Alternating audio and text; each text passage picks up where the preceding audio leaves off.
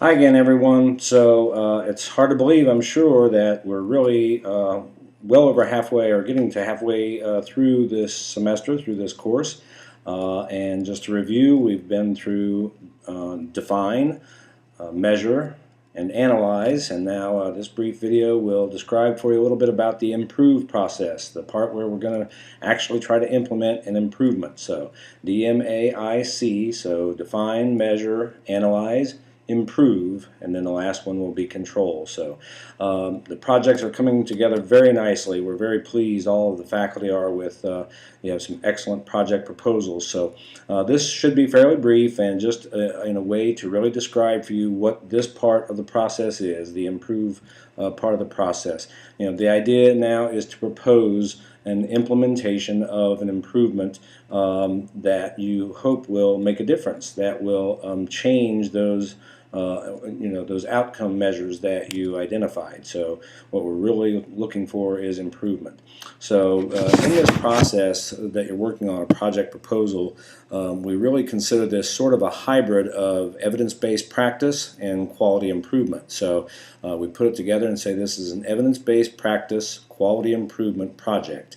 And in that regard, what you are looking for is an improvement that you found in the literature through your literature search that is best evidence available for an improvement in the problem that you've identified, and hopefully, especially, particularly, one of the causes of the problem that you've identified. So let's talk about that for a minute. One of the things that we really want you to propose and try to focus on in this project proposal that hopefully will get done, whether you can actually implement it after you graduate from this program, or whether someone else can take this on, thinks it's important enough for your organization to continue to actually implement this project proposal that you are developing now. So we hope that's the case. What's most important is to focus on one of your causes. In the analyze process, you've looked at root causes, you've hopefully either done a fishbone diagram or done the 5 whys, you have a process map, and through all of that you should have, in the problem that you've defined, you should have some idea of what you think is the root cause. There may be several root causes, but here's the important point. We want you to try to focus on one cause and one implementation only. What happens sometimes is people have a great idea and they see that there are several problems and several causes of the problem, and so they want to change 3 or 4 or 5 things sort of all at once. Well, the problem with doing that is once you start into that process, hopefully you do see an improvement, but it's really difficult to tell then which part. Is it all of those 3 or 4 or 5 things you implemented that are making the difference? Is it one of them only or 2 of them? So it's really important to try to focus on one process that you're going to implement, one new improvement that you're going to implement, and sort of do these things one at a time.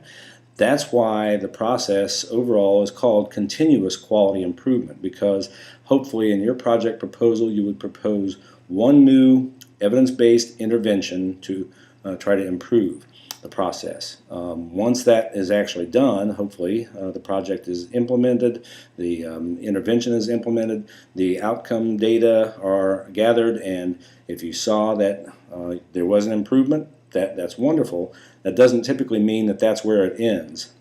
Typically, then there may be something else that crops up as a cause and may need to get fixed, and so then there are other things, and it becomes a continuous cycle as opposed to one project and now that's it, it's all done. So we really want to hopefully clarify for you that we really want you to try to focus on one improvement in your proposal. So the simpler the better for this too. There are simple interventions that you can make, and sometimes we have students say, well, this seems really simple. I don't think it's good enough. Simple is better in these types of projects. Very complex projects, once again, could lead to you trying to implement too many changes or interventions, and could really confuse the whole process. So keeping it simple is better. Your team, this is where your team really hopefully comes into play and helps you decide as you look through the 5 whys, as you look through a fishbone, or try to get to what's the root cause, what's the one thing we really think if we improve this, and if we use the evidence that we found in the literature through that literature search. That's the reason you do a PICO question. You write a PICO question and you search the literature for the best evidence available, and then you want to implement something that's been shown to have excellent evidence of improving something to do with your clinical issue, your problem. So hopefully your team will help you look at that and decide on what's the best intervention for us to implement. Several things to consider when you're thinking about what to implement, and maybe there's evidence of several things, several interventions that could be implemented to improve something with your project, with your the problem you're dealing with. Several things to consider. One, think about logistics. Again, simpler is better. If the logistics, if it seems like it would be really complex and convoluted and require numerous steps and different people to be involved just to make to implement one improvement, maybe that's not the best one. Maybe there's one that's a little simpler, maybe wouldn't require as much in terms of logistics. You want to find best evidence available. So that doesn't mean that one study done with 12 patients in someplace in Idaho, that doesn't always say that that's the best evidence. You would really want to see evidence-based guidelines, clinical practice guidelines. You would want to see systematic reviews or meta-analyses that really gave you evidence. In absence of that, really good randomized control trials, some really good studies that you were able to find may work. There are still so many things that are being looked at these days that we don't have best evidence available for a number of the problems that we identify. So when I say that, meaning we don't have top evidence, but you use the best evidence that you can find that's available. Time, cost. Those are things that you want to consider too about your improvement that you're going to try to propose to implement. Even though you don't have to actually implement this for this project, you're just developing a project proposal, you would still want to propose to implement something that wouldn't take perhaps 6-9 months or a year to do. For this kind of a project, we really want you to focus on something that you could implement very quickly, that you could see results hopefully within 2 to 3 months. I think in some of the project proposals, some of the background I've seen so far, there may be some of you looking at a 6-month time frame. That's fine, especially if that's what your team has identified as being important for your project. So just about the time and cost. Again, for all of your organizations, cost is really important. So proposing to implement something that's going to be really, really costly is probably not in your best interest. Your organization is going to have a more difficult time giving buy-in. So think about time, cost, and buy-in obviously is very important. So if your proposed intervention involves interprofessional, interdisciplinary team members, you want to make sure that they're all on board. One of the worst things we can do as nurses, I think sometimes, is to propose something that physical therapy should do, or something that the pharmacist should do, or something that a physician should do, and then we can propose those, but we really need to be sure that those folks are on board with this proposal. For nurses to propose that another profession needs to change something they're doing, and to not have buy-in to that is probably going to be really detrimental for your project. So buy-in from your team, but also from anyone who would be involved in this process. So those are really key. And then, one of the questions you really want to ask yourself through all this process, and hopefully your team helps too, is what we're proposing feasible?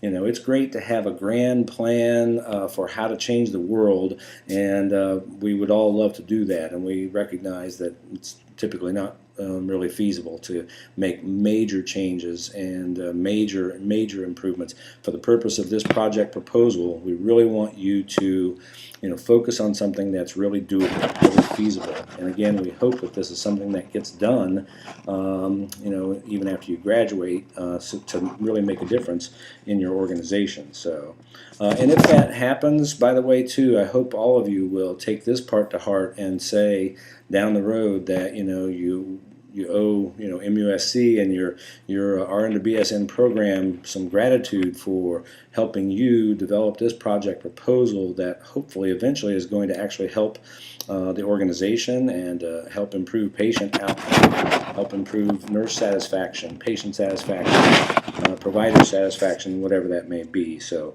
really important that you think about feasibility, but that also in the long run, hopefully there's some acknowledgement that you were able to do this through learning what you've learned in this course, in this program. So beyond that, you always want to consider some other things, along with feasibility. Do you have the resources you need? Do you have the support you need from all the staff, anyone who's going to be involved? That's what we call the key stakeholders. And really important point, do you have permission to do this? So proposing something that, so let's say there's no way it's going to be done, there's no way you're going to get permission to do it, it's probably not the best idea either. So those things are really important. So the next step then in this part of I for improve is that you really have a detailed implementation plan. That means sort of step by step, so that you really outline. If you're implementing some new evidence-based guideline, more than likely it's going to require education. People, staff, nurses, physicians, other disciplines, pharmacists, somebody may need to be trained, educated before you actually implement something new. So you have to consider that, and you really want to spell that out in detail in your implementation plan. So over 2 days, a week, 2-week period, whatever it might be that you think is, again, feasible. This will happen, this will occur, we'll have education training sessions. We will, sometimes it's making sure a new form is uploaded into an electronic health record, EHR, or an electronic medical record. Some kind of drop-down box that tech support has to help happen to put in your EHR. So, you really want to think through what are the steps, what's really clearly outlined here, what all will be done in the implementation of this intervention, so that it's very clear to everyone, especially because you may not be the one actually implementing this, but if you have it spelled out very well in this project proposal, someone else can take the ball and run with it very easily and not have to create a whole implementation plan. So your implementation plan should identify some of the simple questions like who, how, when, where. Think about those as questions. Who's going to do what? How is this going to be done? When does it have to occur? Where does something take place? Those are good key questions to think about in any implementation plan. Who, how, when, where, even what. What has to be done, what forms need to be gathered, what things have to be put in place. So who, what, when, where, and how, with some very simple questions. Will you need tech support? Is it about education? Is there any cost involved, and do you need to get that ahead of time? Do you have to have things printed? So think about all those things in your implementation plan. And the other thing that's really important at this point, if you haven't done it yet, is to really consider any potential barriers. What are the potential problems we may encounter in this? And the best course of action in any change project is to try to address those barriers. In Lewin's change theory, there's something called driving forces and restraining forces. So what are the driving forces that are going to help this project and this new implementation be successful? What are the potential restraining forces, the potential problems? And if we address those up front and ahead of time, we can reduce or minimize the barriers or the problems that we might encounter. So that's a really important point.